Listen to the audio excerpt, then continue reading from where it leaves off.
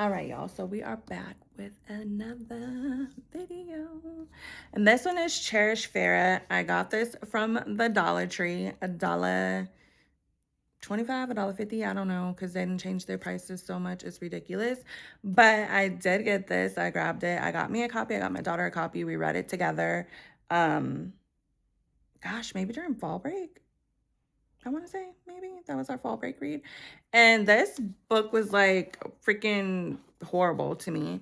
I did not like it. I will say I am not a thriller girl. I have not read too many thrillers. I was like a R.L. Stein, Goosebumps little chick back in high school, but this wasn't it for me.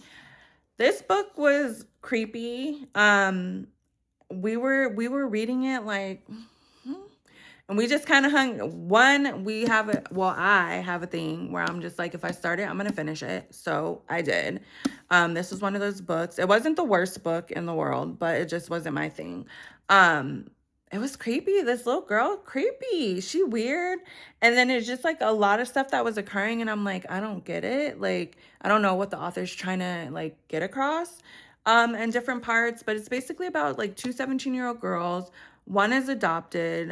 She has white parents. The other one is just a girl. She has, black girl parents. They live in this like rich area, but of course, the one with the white parents that's adopted, they're super rich. They have like all this money. They spoil her. The girl calls her white girl wasted. Her name is Farrah, I believe, and we're seeing everything through Farrah's lens. I believe that's how it is. I might be getting the characters mixed up, but I believe she's fair. We're seeing everything through her lens. The whole story is told through her lens. She is a little cuckoo. She wants the world to revolve around her, so she's a little psychotic. But then she learns she's kind of like being played, and it tells you that like in the little thing.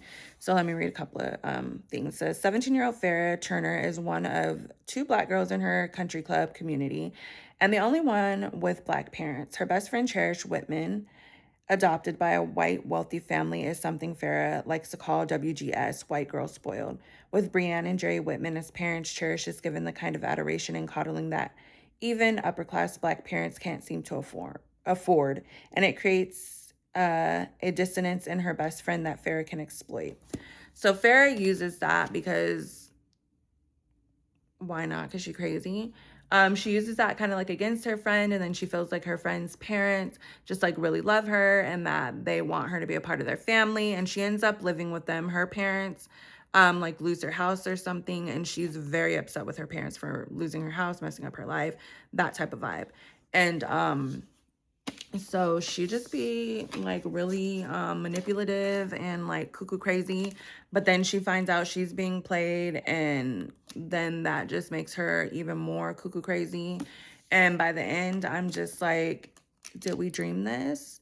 Is Farrah okay? Like, is she in a mental institution at this point?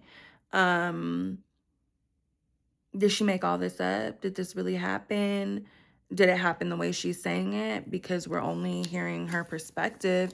Why is she like this? What happened to this girl? It just left so many questions, and I'm like,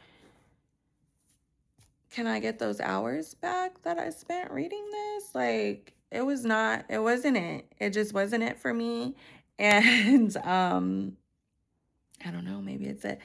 Other people liked it. I looked it up on TikTok. Some other people liked it. They enjoyed it. Maybe those are thriller girlies. I'm not a real thriller girly, y'all. I tried it.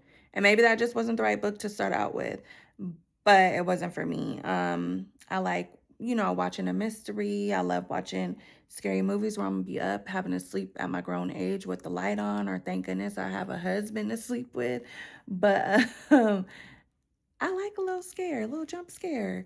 Um, but it wasn't no, it was creepy. It's like, ma'am, you 17 and crazy. Like, I don't know. But I don't know. I don't think I would really recommend it because it got boring to me at times, and some of the stuff I was just like, again, I don't get it. I'm not, the brightest crown in the box, but I'm like, this supposed to be like, I think a YA, I think.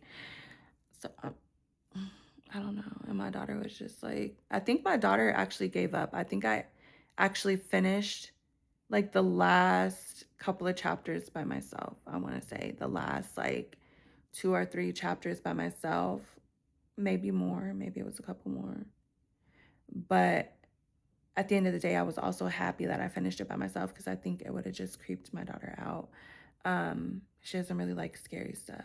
So I did tell her, like, I'm happy you didn't finish it because I think you would have been a little weirded out. But it wasn't it. It wasn't it, y'all. But yeah, that's that. And into the next one. Have a good one.